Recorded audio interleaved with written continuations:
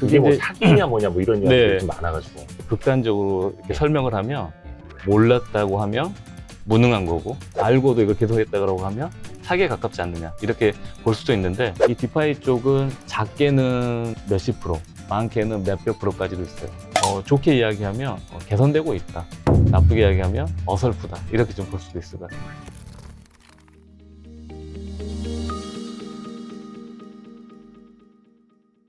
우리 임천훈 대표님, 네, 우리가 흔히 말하는 하늘에서 내려주는 운, 그 천운 그 맞습니까? 아버님이 예. 그 운자를 구름운을 쓰셨어요. 아. 그래서 그 전까지는 실은 좀 방황을 좀 많이 했던 것 같고, 법원에 가서 네. 우리가 알고 있는 운수운으로 예, 어. 직접 개명을 했습니다. 이야, 진짜 천운을 만났네요, 제가.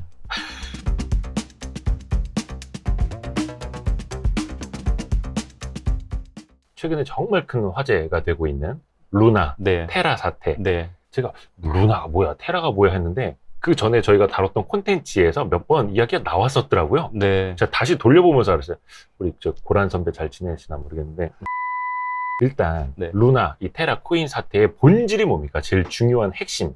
핵심은 실은 우리가 이제 그 스테이블 코인 또는 우리가 이제 디파이라고 부르고 있는 네, 탈중앙화된 이제 금융, 네, 이런 이 생태계부터 좀 이렇게 저희가 이해를 해야 될 것 같아요. 그 비트코인이나 이더리움 또는 네. 이제 그런 그 가상 자산들을 예전에는 암호화폐라고 해서 그렇죠. 이제 화폐 같은 느낌으로 이제 단어가 쓰였었는데, 네, 이제 우리가 이제 용어를 통일을 했죠. 가상 자산으로. 네, 그거는 어쨌든 화폐의 성격이 다소 부족하기 때문에 그렇죠. 네, 자산으로 좀 이렇게 뒀었어요. 근데 그 이후에 이게 자산이기 때문에 가만히 놔두는 것보다 이걸 가지고 금융 활동들이 있으면 좋겠다. 대출을 해주거나 또 예금을 받거나 또는 그것들을 거래를 해주거나 이런 이제 방식들이 나오기 시작을 한 거죠. 일단은 테라라는 네, 코인을 달러에다 연동을 시키겠다. 달러 변하는 거에 따라서 테라도 변하고, 달러가 강세면 테라도 강세, 이런 식으로 가겠다라는 거잖아요. 네. 그게 과연 현실적인 방법입니까? 혹은 현실적인 방법이었습니까? 테라를 우리가 최근에 많이 아시겠지만 알고리즘형 스테이블 코인, 알고리즘형 스테이블 코인. 네, 네. 그렇게 이제 얘기를 하고 있는데, 스테이블 코인 종류는 실은 좀 더 많이 있습니다. 네. USDT 같은 경우는 테더라고 하는데, 예. 발행을 하는 만큼의 달러를 은행에다가 예금을 해놓고 그 예금에 맞게 이제 우리가 발행을 하는 거죠. 테라보단 낫네요. 네, 그래서 이제 그건 어쨌든 담보가 달러가 은행에 있기 때문에 실은 좀 더 안정성이 있다라고 볼 수 있죠. 옛날에 미국이 달러를 찍을 때 금 본위제, 근본이제, 네, 달러가 있는 만큼만 테더를 찍을 수 있는. 네, 근데 테라는 달러도 없는데. 네, 실은 시장 유인 전략 또는 테라하고 루나의 그런 시세 차익을 통해서 어떤 서로 상호작용을 통해 가지고 테라라는 게 1달러가 유지될 수 있도록 그렇게 설계가 된 것이었죠. 그러면 그 결론을 내자면 현실적인 방법은 아니었던 겁니까? 그게 이게 뭐 이제 사기냐 뭐냐 뭐 이런 이야기들이 네. 좀 많아가지고. 그걸 또 이렇게 극단적으로 이렇게 예. 설명을 하면, 예. 만약에 네. 테라 이 설계자분께서 이걸 몰랐다고 하면 무능한 거고, 알고도 이걸 계속했다고 하면 사기에 가깝지 않느냐, 이렇게 볼 수도 있는데, 근데 이번에 그 루나가 가치가 대폭 하락하는 그 시장 속에서 실은 이제 루나 가치를 방어하기 위해서 우리 이제 비트코인이 있었거든요. 네네네. 그런 것들을 이제 본인들이 가격 방어하는데 사용하는 걸로 봐서는 네. 꼭 이게 사기로만 볼 수는 없지 않느냐, 이런 이제 시각도 있습니다. 근데 그게 맨 처음에 나왔을 때는 루나도 뭐 엄청나게 폭등을 했고 시가총액이 뭐 몇십조 원? 뭐 네네네. 그렇게 엄청나게 또 갔었다면서요. 그러면 그때는 왜 그게 그렇게 잘 나갔던 거예요? 테라 안에는 이제 앵커 프로토콜이라고 해서 우리가 이제 앵커 프로토콜. 네, 네. 프로토콜이라고는 하지만 우리가 서비스라고 이해를 하시면 될 것 같아요. 네. 그래서 이 서비스 안에는 예를 들면은 1달러를 거기에 이렇게 예치를 하면 예금으로 한 연리 20% 이자를 준다라고 보면 되게 매력적이죠. 그러면 그게 뭐예요? 그러니까 루나를 만약에 거래를 하면요, 어디다 맡겨놓으면요, 뭐 어떨 때 연 20%를 준다는 거예요? 우리가 이제 테라 안에 테라 풀이라고 있어요. 테라풀? 네, 그 풀에다가 거기에서 이제 스테이킹이라고 하는데, 자산을 맡겨놓으면 연에 20% 정도의 이자를 준다. 아, 그럼 테라풀에다가 뭘 맡겨놓는 거예요? 근데 이제 거기서는 이제 우리가 알고 있던 뭐 달러라고 보시면 될 것 같아요. 테라는 어떻게 보면 이제 그런 생태계들을 확장을 해나가면서 네. UST, 거기서 말한 테라, 네. 테라의 수요처가 많아지길 원했던 것 같아요. 테라의 수요처가 많아지면 당연히 테라의 수요가 많아질 것이고, 네. 그렇기 때문에 테라를 더 많이 발행을 해야 되고, 테라를 많이 발행을 하기 위해서는 아까 말씀드렸던 이제 루나가 필요하거든요. 그러면 그런 서로 상호작용으로 인해서 루나의 값어치도 올라가게 돼 있거든요. 실은 이제 그 상호작용. 네, 그 메커니즘을 자세히 설명을 하면 매우 복잡한데 네. 쉽게 설명을 하면 테라를 발행하기 위해서는 루나를 소각한다라는 개념이 되어 있어요. 테라를 발행하기 위해서는 실질적으로 우리가 거래소에서 테라를 살 수도 있지만 네. 루나를 이용해서 루나를 소각을 한다. 그러니까 없앤다. 네. 그걸 없애는 걸 가지고 테라를 발행을 할 수 있는 그런 메커니즘이 그 안에 들어가 있는 거죠. 알고리즘이. 그래서 이번 사태도 루나가 갑자기 걷잡을 수 없게 가격이 확 떨어지니까 이제 테라를 발행할 수 있는 그 어려워지는 거죠. 근데 일단은 사람들을 많이 이제 꿰었던 게 아까 말씀하셨던 연 20% 이자를 준다 이거였잖아요. 근데 이게 그러면 이게 연 20% 돈은 어디서 날까? 도대체 이게 어떻게 가능한 걸까? 그래서 요즘에 이거 그럼 폰지 스킴 아니냐? 뒷사람 돈들을 받아서 앞사람한테 내어주는 전형적인 폰지 스킴. 그래서 이번 테라 사태에 대해서는 이 전부터서 전조 증상이 조금은 보였었어요. 전조 증상? 네. 테라의 현재 뭐 총 발행량이라든지 예. 현재 이제 준비금이라든지 그런 게 보이게 돼 있어요. 근데 그 이자를 지급을 해야 되는 액수가 더 많아진 거죠. 그러면서 그 가지고 있던 준비금이 점점 줄어들고 있었던 게 올해 초였고, 네. 그런 초 상황에서 트위터에서 실은 재밌는 약간 이슈가 있었어요. 트위터에서요? 네. 어떤 유저가 네. 그 권도영 대표에게 이 테라 루나 자체에 대한 문제가 있다. 예. 그래서 내가 루나 가격이 내려가는 것에 베팅을 하겠다. 한 12억 정도를. 12억 정도를? 네. 네네네. 네. 그랬더니 이제 권도영 대표가 이제 알았다라고 이제 된 거예요. 그래서 이렇게 그 딜이 성사가 된 거예요. 네. 하루 후에 또 다른 사람 나와가지고 나는 100을 걸겠다. 예. 라고 이제 나온 거죠. 네. 자기가 이제 봤더니 테라 루나 이 생태계 알고리즘이 되게 엉성한 거죠. 그래서 100억을 걸겠다. 거기에서도 우리 권도영 대표님이 알았다. 거기에 그러니까 뭐 선물 계약을 하자 이게 아니라 그냥 내기를 하자 약간 그런 개념으로. 근데 그걸로 해서 말로 끝난 게 아니라 예. 본인이 가지고 있던 이제 정해진 어떤 그런 지갑에다가 자기네들이 그런 이더리움을 보내면서 이제 거래가 성사가 된 거죠. 내기를 건 거죠. 네. 그 사람들은 지금 어떻게 됐을까? 그게 이제 1년 후에 이제 받기로 그 네. 계약이 되었기 때문에 네. 이제 내년쯤이면은 그분은 돈을 받겠죠. 근데 여기서 약간 또 근본적인 질문을 할 수밖에 없는 게 네. 코인 그 자체의 실체와 코인 그 자체의 가치가 네. 있는 건가 없는 건가? 도대체 우리는 루나에 뭘 보고 네. 테라에 뭘 보고 투자를 했던 걸까? 이게 스테이블 코인이라고 하는 건 네. 실은 우리가 그 가상자산 거래소, 우리 뭐 업비트가 있죠. 네. 업비트에 가서 보시면 원화 거래도 있고, 예. 그 다음에 BTC 거래, 예. 이렇게 비트코인으로 거래하는 거 있어요. 그래서 그런 거래의 수단이 이제 되는 건데, 네. 그렇게 각각의 사용처들이 이제 많아지면은 네. UST도 더 많이 이렇게 사용이 될 것이고, 네. 또 그 중에 하나가 테라에서 만들었던 차이 플랫폼이라고 있어요. 그건 이제 페이먼트인데 네. 네이버 페이, 카카오 페이 같은 것처럼 차이 페이먼트를 만들어서 또 이제 거기에도 우리 UST를 사용할 수 있도록 하겠다. 이런 어떤 이제 그런 이제 생태계를 꿈꿨던 거죠. 실질적으로 이제 테라 안에는 이제 UST뿐만 아니라 다양한 화폐에 패깅을 해서 KRT, 이제 한국 원화와 패깅한 테라. 이제 스테이블 코인. 예. 그런 것들을 이렇게 많이 만들었죠. 다 그 회사에서 한 거예요? 네네네. 근데 이제 우리가 이제 대체적으로 가장 많이 쓰이는 게 US에 패깅된 스테이블 코인이라서 UST만 이제 많이 알고 있습니다. 그러면 일단 요거는 실패했다라고 우리가 정의를 해도 되는 겁니까? 네네. 근데 이게 웃긴 게 뭐냐면 루나 가격이 뭐 97% 하루 만에 막 폭락하고 막 그랬잖아요. 네. 그러니까 세계 최대 거래소인 바이낸스에서도 네. 이제 루나 상장 폐지시키겠다 네. 했고, 국내 몇몇 거래소에서도 이제 루나 거래 서비스를 종료하겠다, 상폐시키겠다는 거죠. 네네. 했었는데 바이낸스가 며칠 만에 루나를 재상장시켜줬어요. 네. 그러면서 뭐 하루 만에 루나가 또 200배 올랐다면서요. 네네. 아니 그게 어떻게 가능한 겁니까 이거는?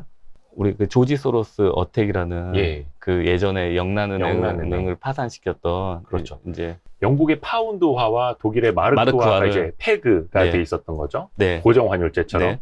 근데 조지 소로스의 그때 퀀텀 펀드였나요? 요거를 이제 공격을 한 거죠. 맞아요. 영란은행의 파운드화를 공격을 시켜서 결국은 일국의 중앙은행을 상대로 헤지펀드가 승리를 거둔 역사적인 사건인데 네. 역으로 돌려보면 일국의 중앙은행도 실패했던 페그 제도를 네. 테라폼 랩스 이런 이제 벤처 회사가 그걸 하려 했다는 거고. 근데 거기에 이제 안전장치가 이제 많이 부족했던 거죠. 네. 그리고 이제 그 알고리즘 자체가 부실하다는 의견이 좀 많이 있었고. 네. 아까 그 조지 소로스 어택을 얘기를 했던 거. 네. 고정 페그 제도를 한다고 하더라도 네. 네.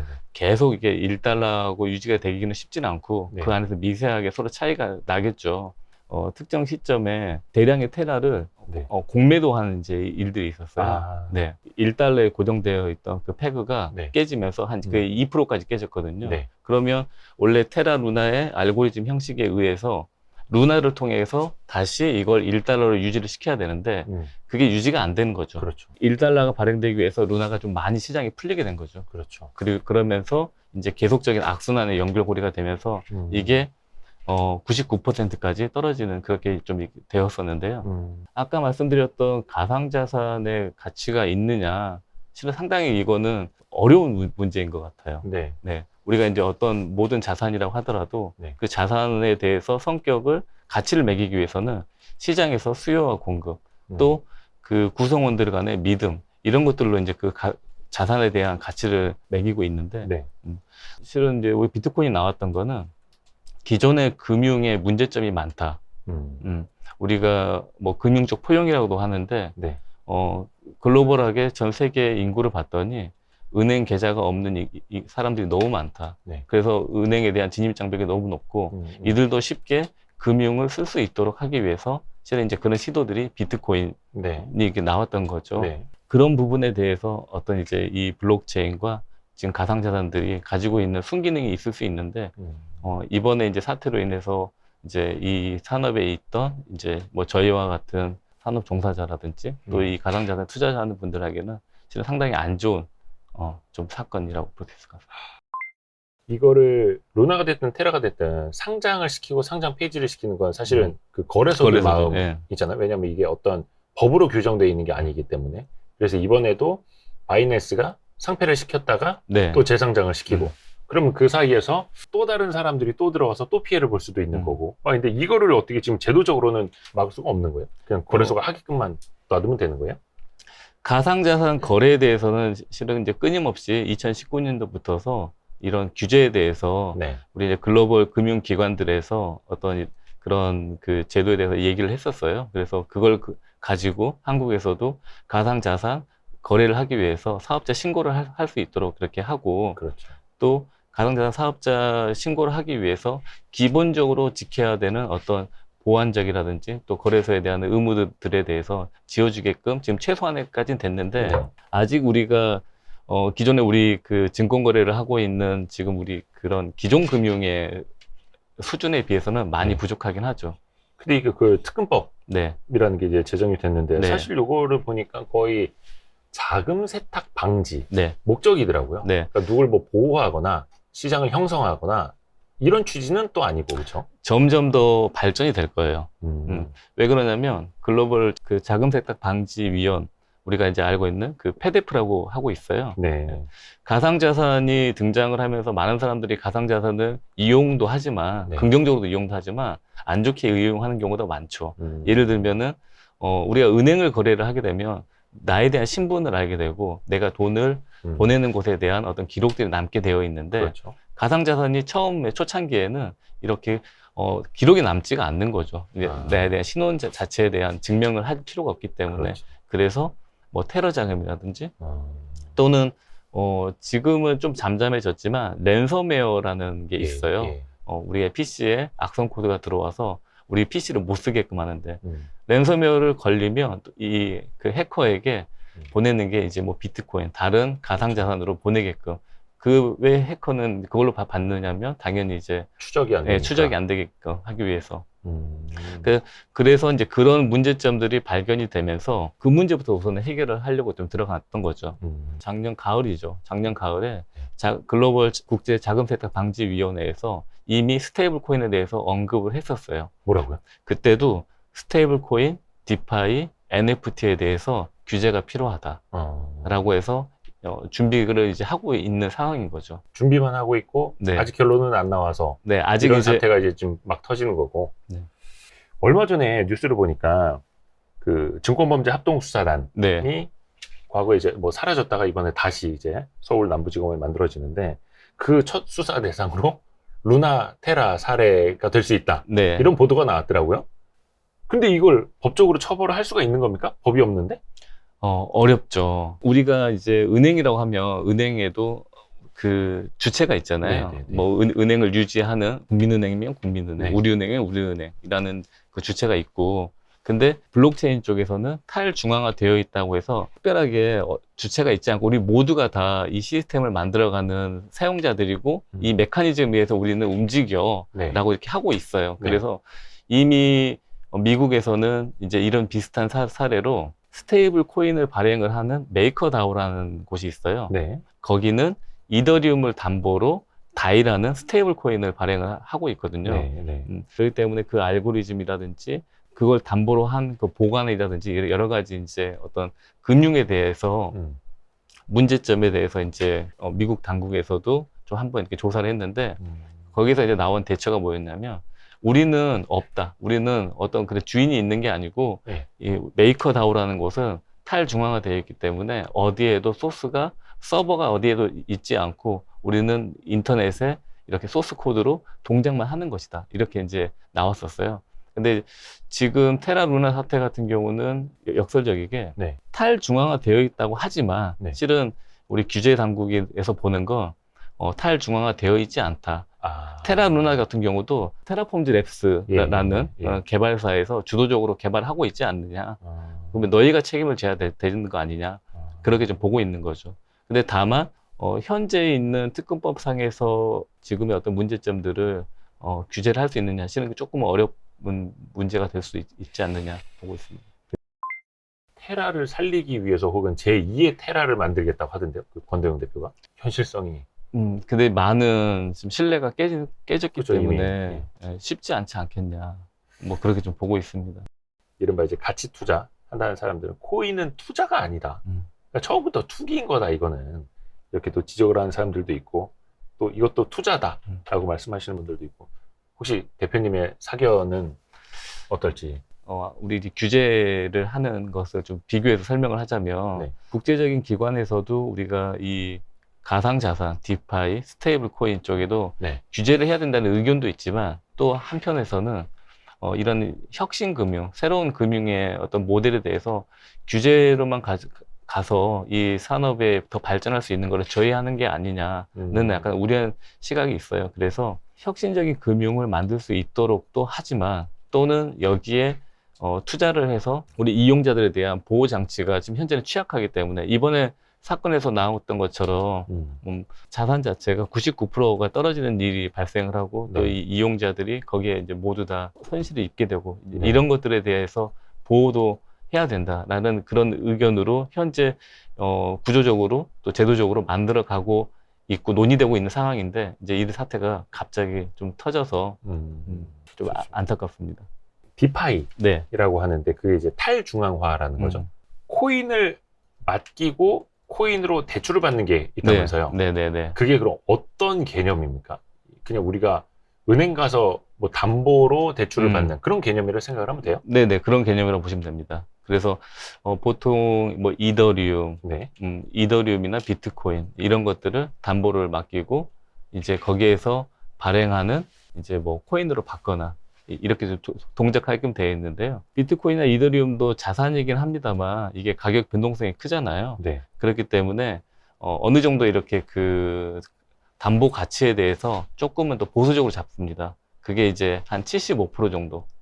예를 들면은 우리가 이제 받고자 하는 게 1달러를 받으려고 하면 네. 한 1.25달러 값어치의 가상자산, 그러니까 네. 1.25달러의 가치의 이더리움을 맡겨야만이 1달러 정도의 대출을 받는 구조거든요. 그러면 담보 비율로 따지면 125% 정도. 네. 뭐 이제 그런 담보 비율을 잡는 거는 실은 이제 플랫폼별로 좀 다소 차이는 있겠지만 이제 네. 대표적으로는 한 125% 정도 받고, 또 이제 거기에 대해서도 가격의 변동에 대해서 체크를 한 다음에 이제 청산도 하고, 가격이 이제 갑자기 떨어진다고 하면. 근데 그렇게 거기는 되겠습니다. 마진콜이 없다면서요. 그렇죠. 고객님 뭐 담보 비율 부족합니다. 돈 더 채워놓으세요. 이게 네. 없다면서요. 네네. 바로 나간다면서요. 네. 그래서 아직은 이제 이런 디파이가 나온 지가 불과 몇 년 되지 않았기 때문에 네. 실은 뭐 대체적인 모든 서비스들이 계속 좋게 이야기하면 개선되고 있다, 나쁘게 이야기하면 어설프다, 이렇게 좀 볼 수도 있을 것 같습니다. 코인을 맡기고 코인으로 대출을 받는 거잖아요. 네. 그 대출을 왜 받을까요? 그 안에서 우리가 이제 대출도 있지만 네. 또 다른 코인과 코인 간에 쉽게 교환을 해주는 것도 있어요. 우리가 이제 업비트나 코인원 이런 데 가상자산 거래소에서 우리가 이제 가지고 있는 원화로 뭐 비트코인을 사거나 네. 그 다음에 이더리움을 사거나 이런 이유에 대해서 생각을 해보면 우리는 내가 가지고 있는 원화로 비트코인과 실은 교환을 하는 거잖아요. 네네네. 그 교환을 하는 행위는 비트코인이 가격이 오를 것이다라고 생각을 하기 때문에 그렇죠. 그런 것들이 똑같은 개념으로 적용이 된다고 보시면 될 것 같아요. 디파이 대출이라고. 네, 뭐 디파이 대출. 이자는 보통 얼마나? 이자를 주는 플랫폼이나 코인들이 실은 다양하게 많이 있어요. 네. 근데 그 중에서도 어떤 곳은 인기가 없는 곳은 사람들에게 많은 확보하기 위해서 이자를 더 많이 주고, 네. 또 어떤 곳에 이제 좀 돈이 많이 많이 모였다고 하는 곳은 좀 더 이자를 좀 적게 주고, 이렇기 때문에 좀 차이는 있지만 이 디파이 쪽은 작게는 이제 몇십 프로. 이자가요? 네네. 연 몇십 %? 예. 붙어서 예. 많게는 몇백 프로까지도 있어요. 거기는 그 이자율 상한제 이게 법으로 적용이 그런 안 게 되니까. 없기 때문에 지금 얘기했던 건 이제 예금 쪽에. 예금 대출이. 네. 그게 어떻게 가능해요? 그 사람들 땅 파서 돈 주는 거 아닐 텐데. 그래서 이제 그런 문제점들이 계속 나오는 것이죠. 이제 거기 안에서는 이제 자기들만의 논리로, 그런 알고리즘으로 우리는 이런 이자를 줄 수 있다. 실은 이렇게 들여다보면은 네. 그럴듯해요. 말은 맞거든요. 근데 실제적으로 이번 테라 루나 같은 경우도 테라 가격을 유지하기 위해서 루나가 사용되는데, 네. 그러면은 실은 서로 간의 가격이 안정적이고 또 이게 값어치가 있다라는 게 전제가 돼야만이 테라 루나 이게 가격이 서로 간에 연동이 되는 것이거든요. 그렇죠. 예. 근데 루나 가격이, 한쪽 가격이 말도 안 되게 빠지게 된다고 하면, 이번 사태처럼. 예, 테라 가격도 1달러가 유지가 안 되고 지금 한 절반도 안 되는 수준으로 이렇게 떨어졌을 거예요. 이렇게 되는 것처럼 그런 어떤 새로운 디파이 서비스, 이런 금융 상품들도 논리적으로는 자기네들이 이용자들이 들어오고 네. 이렇게 쓰인다고 하면 우리가 이자를 줄 수 있다라고는 하지만 계획대로 되지 않으면 네, 문제가 생길 수 있는 것이죠. 이렇게 또 한번 이해하면 어떨까 싶은데요. 네. 다단계를 또 비교를 해보면 네. 대부분 그 다단계 업체들은 여러 가지 이제 미끼와 유인책으로 그런 어떤 인센티브를 제공을 한다고 이제 사람들을 끌어모으고, 또 이 다단계가 유지되기 위해서 처음부터 뭔가 물품을 강요하도록 강매를 하게끔 되어 있는데, 모든 이 네트워크 마케팅 다단계들도 다 그렇게 시작은 했어요. 근데 거기에서 성공을 하면 지금 우리가 이제 인정해주는 아메이가 되는 것이고요. 좋은 제품을 이제 중간에 유통 경로를 좀 줄이고 해서 그래 되는 것이고, 안 좋게 되게 되면은 이제 그렇게 사기로 끝나게 되는 거죠. 결과론적인 거네요. 결과론적인 거죠.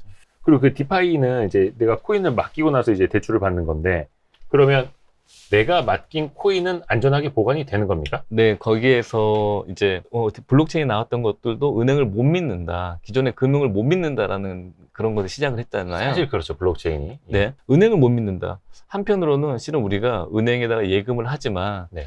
내 돈이 저기에 정말 들어가 있는지, 현재 은행의 잔고가 얼마인지 실은 우리는 모르죠.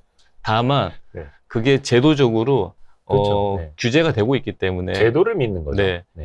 다만 이제 그럼에도 불구하고 뭐 저축은행 그런 사태도 좀 나오긴 했었지만 2011년쯤. 네.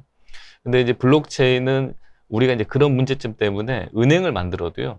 거기는 아까 그 메이커다오를 예를 들었지만, 메이커다오는 현재 돈이 얼마가 들어와 있고 네. 얼마의 사람들이 여기에 홀더에 들어왔는지가 투명하게 공개가 되어 있고, 그걸 이루는 메커니즘의 소스 코드도 다 공개가 되어 있습니다. 네. 그래서 그렇지 않으면 실은 사람들이 신뢰할 수가 없기 때문에 그렇죠. 가지고 있는 걸 모든 걸 다 이제 알리는 거죠. 얼마 있어도 공개도 하지만 네. 또 이걸 이루는 알고리즘, 예를 들면 우리가 아까 말씀하셨던 것처럼 거기에 대한 금고에 우리가 안전하게 보관되고 있느냐, 이걸 이루고 있는 만들었던 소스 코드, 프로세스가 맞게 동작되고 있는지를 이제 검증할 수 있는 이제 검증자들, 일반인들도 있기 때문에 네. 아, 맞구나, 안전하게 보관되고 있겠구나.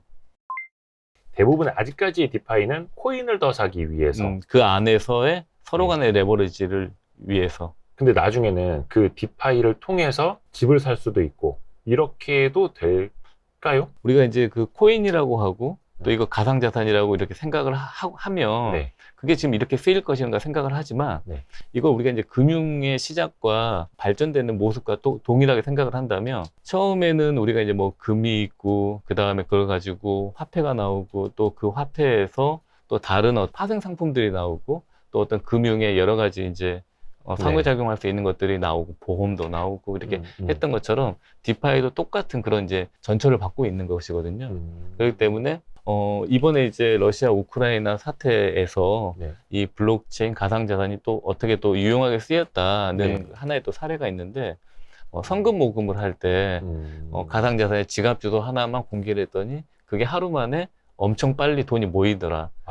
이제 그런 어떤 이제 순기능이 있는 것이죠. 우크라이나 재건을 위한 성금. 네, 가상자산이 이렇게 서로 간에 거래되는 그런 행위하고 우리가 이제 실물 경제하고 이런 뭔가 브릿지 역할이 현재는 우리 가상자산 거래소가 이렇게 그런 역할을 하고 있는데 실은 우리 사용자들이 모두가 다 어떤 기업이든 또 어떤 은행이든 또 일반 사용자들이 가상자산을 서로 간에 거래할 수 있다라고 하면 실은 이제 그런 창구 역할이 필요가 없을 수도 있는 거죠. 근데 가상자산에서는 이제 그런 생태계가 더 확대되고 또 실물 경제에서도 살 수 있는 어떤 이런 생태계를 만드는 걸 이제 꿈꾸는 거죠.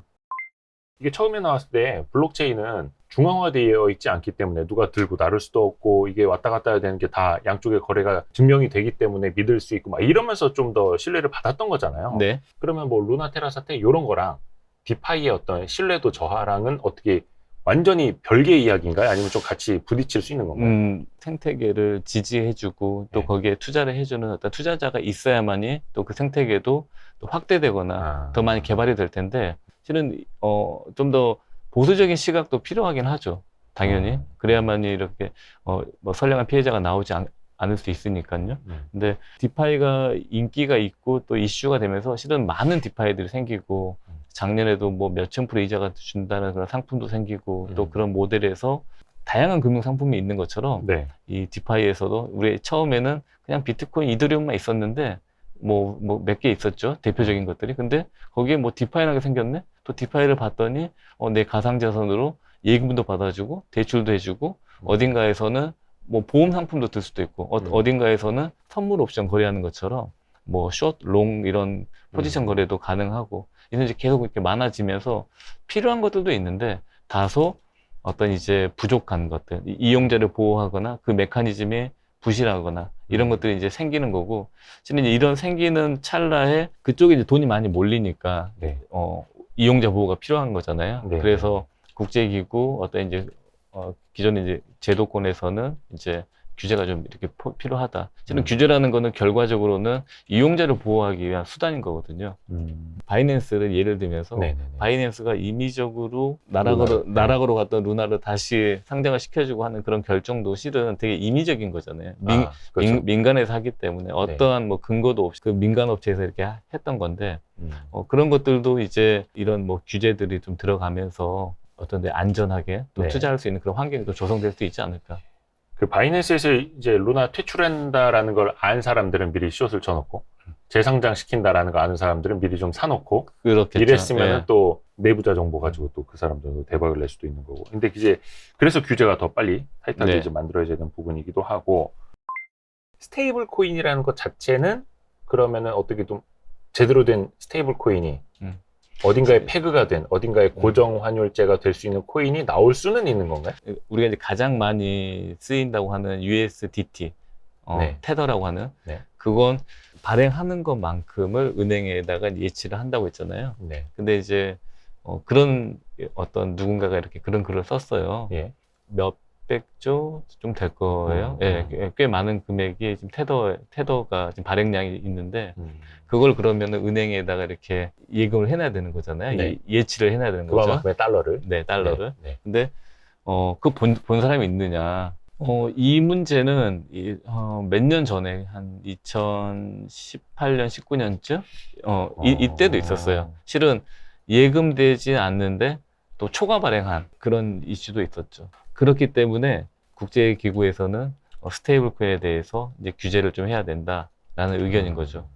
일단은 그 코인, USDT를 비롯한 그런 코인류들은 어디에서 어디로 이동을 했고 자기네가 얼마를 갖고 있고 이거는 뭐 소스 코드를 이제 오픈을 하면 알 수는 있긴 한데 알고리즘 같은 경우는 알고리즘형 예. 경우에는 근데 그거를 바탕으로 그만큼의 담보, 페그, 스테이블 코인으로 만들 수 있는 그만큼의 달러가 어딘가에 예치가 돼 있는지는 증빙을 할 수가 없는 거잖아요. 네. 그래서 이 시점에서 이번에 테라 루나 같은 네. 알고리즘이면 테라 루나 전에 아이언이라는 이제 다른 어떤 그 알고리즘의 스테이블 코인이 있었는데 그것도 실패를 했었거든요. 알고리즘형 자체가 가지고 있는 구조적인 문제점. 정말 모든 사용자들이 거기에 우리가 다 믿는다고 생각을 하고 거기에 그대로 있으면 실은 그게 유지가 될 거예요. 근데, 터지기 전까지는. 네, 터지기 전까지는. 근데 이제 한번 어떤 그 신뢰가 무너지고 그 뭐 댐이 터지는 것처럼 작은 어떤 구멍에서 이게 점점 이렇게 커져서 이제 댐이 무너지는 것처럼 이제 그런 식으로 이렇게 형태가 나올 수 있는 것이죠. 조금 희망적인 이야기를 해야 되는데 이거 탈중앙화로 이런 미래도 좀 그려볼 수 있다. 좀 그런 이야기도 좀 해주세요. 최근에 메타버스 얘기를 좀 많이 하죠. 또 메타버스. NFT도 이슈가 좀 됐었고 NFT는 어쨌든 우리가 가지고 있는 우리 기존의 생활에서는 뭐 등기를 하거나 증명서가 이제 실은 디지털로 하면 NFT가 되는 건데 그렇죠. 저도 아직은 현재까지는 메타버스에 대해서는 조금 이렇게 반반의 입장이에요. 우리의 생활이나 또 어떤 활동들이 이 디지털화되고 가상화된 환경에서 쓰일 것이다.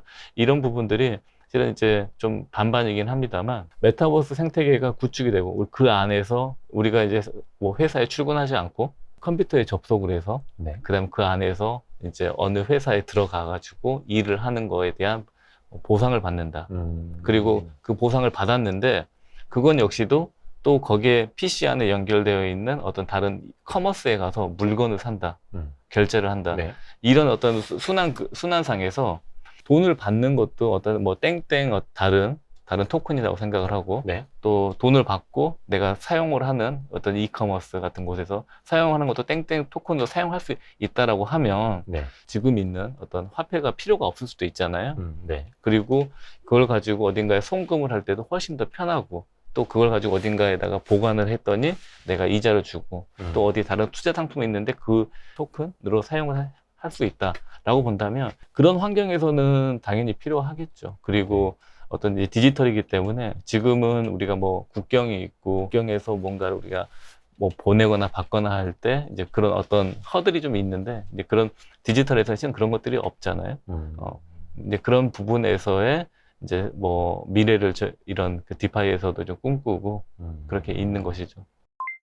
웹 3.0이라는 것도 있잖아요. 네. 요게 웹 3.0 사실 웹 2.0도 모르는데 이거 3.0을 배워야 돼서 그런데 좀 쉽게 좀 개념을 설명해 주시면. 저보다 더 쉽게 설명하신 분이 계시긴 했는데 이제 그분의 얘기를 좀 빗대서 얘기를 하자면 우리가 지금 배달 앱을 이렇게 쓰고 있어요. 네. 근데 배달 앱을 쓰는 것은 내가 배달 앱을 통해서 그 다음에 어떤 이제 동네에 있는 식당에 주문을 하는 거잖아요. 연결하는 거죠. 기업에서 뭔가 책정하는 거에 따라서 실은 내가 사용하는 이용자들 그리고 또 이 식당 운영하는 이런 공급자들도 실은 이 플랫폼 기업에 따라서 많이 좌지우지가 될 수가 있죠. 그렇죠. 예. 그리고 수수료도 여기다 많이 줘야 되고. 네.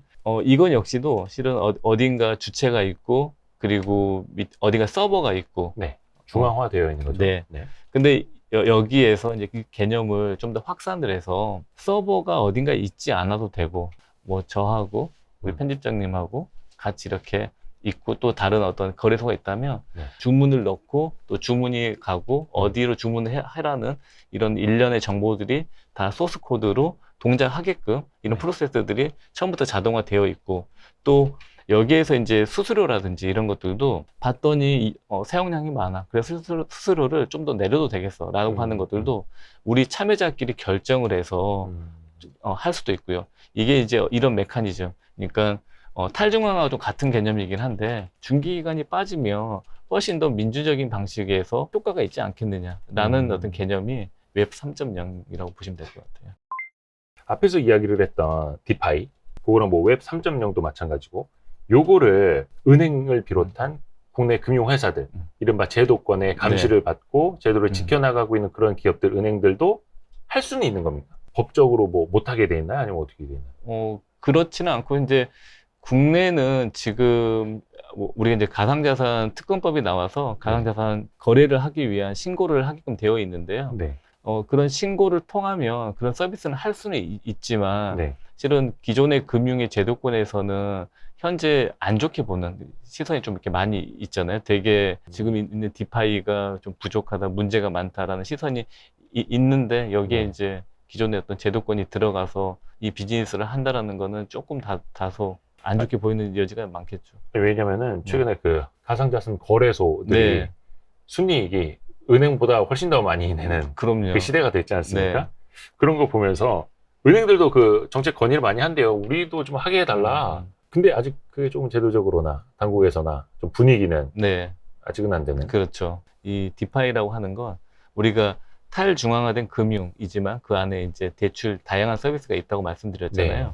거기 안에서도 또 이 거래하는 행위, 예. 우리가 있던 기존의 뭐 업비트, 코인원 이렇게 알고 있던 것처럼 거기는 중앙화돼 있어요. 업비트라는 데는 업비트 회사가 주체가 돼서 이제 거기서 책임을 지고 그 일을 하고 있는 것처럼, 네. 디파이 생태계에서도 이런 거래소들이 있어요. 근데 여기는 다만 여기는 우리는 탈중앙화 되어 있다라고 해서 주체가 없는 대신 아하. 훨씬 더 효율적이고 더 낮은 수수료, 아하. 더 다른 어떤 이제 뭐 이점을 준다고 하고 있죠. 그럼 거래소도 탈중앙화가 되어 있는 데가 있고 탈중앙화가 안 되어 있는 데도 있고. 그렇죠. 그걸 이제 우리가 뭐 탈중앙화 되어 있지 않은 거 중앙화 되어 있다라고 하니까 거기는 C파이, 탈중앙화가 되어 있다라고 하는 거는 이제 D파이, 이렇게 이제 용어상으로 이렇게 나눠서 부를 수 있습니다. 그래서 이제 우리가 알고 있던 기존 이제 가상 거래소들은 이제 C파이라고 분류를 할 수 있을 것 같아요. 오늘 그래서 저도 좀 몰랐던 부분에 대해서 이야기를 좀 많이 들어봤고, 그러니까 디파이라는 거는 사라지진 않겠죠. 모든 게 저는 다 공급과 수요의 원칙이라고 보고 있어요. 그래서 수요가 많다라고 하는 건 저 생태계에 대한, 또 디파이에 대한 믿음이라든지 또 어떤 효용 가치에 대해서 이해를 하고 또 거기에 이렇게 투자를 하는 것이고, 또 그럼으로써 공급자들, 그런 이제 산업들이 더 많이 생길 것이고, 또 수요가 많이 있음으로 인해서 또 그들도 이제 더 많은 어떤 책임감들이 좀 따를 것이고, 그러면서 이렇게 좀 더 이렇게 발전되지 않을까 생각하고 있습니다. 우리 금융도 처음에는 네. 되게 많은 어떤 시행착오들을 겪어서 현재가 왔거든요. 그렇죠. 우리가 이제 스테이블 코인을 얘기를 하다 보면 한 1600년대까지도 넘어가야 되는데, 처음으로 이제 그런 화폐를 발행한 중앙은행의 역할이 그때부터 있었어요. 근데 그렇죠. 그런 것들이 각각의 지금 우리가 하고 있는 뭐 근본이제, 또 어떤 자산을 담보로 하는 이런 스테이블 코인들이 그때 역시도 다양한 형태의 이런 스테이블 코인들이 나왔었거든요. 네. 그런 것들이 이제 뭐 스웨덴, 뭐 네덜란드 암스테르담 은행 이렇게 대표적으로 있는데, 그런 것들에 대해서 시행착오를 겪어서 또 영란은행으로 오게 되고, 그런 어떤 금융의 역사에서 개선되고 발전되고 또 이용자를 보호할 수 있는 그런 이제 제도적인 것들이 나오면서 현재의 금융이 되어 왔죠. 다만 뭐 그러면서도 또 이제 금융의 탐욕도 좀 있었긴 했었지만, 이제 그런 것 때문에 이제 우리가 비트코인이 나왔던 시작도 그렇죠. 되기도 하고. 인간의 탐욕이 있기 때문에 그 역사가 반복되는 거죠. 네. 시행착오는 작게, 그리고 네. 좋은 결실을 건전하게 좀 맺어갔으면 좋은 그런 바람을 좀 가져보고요. 오늘 크리에이티브 힐의 임천훈 대표 통해서 저희가 이제 천훈을 좀 빌려봤고요. 네. 앞으로도 종종 조언을 구하도록 하겠습니다. 뭐 아유, 고맙습니다 오늘. 네, 감사합니다.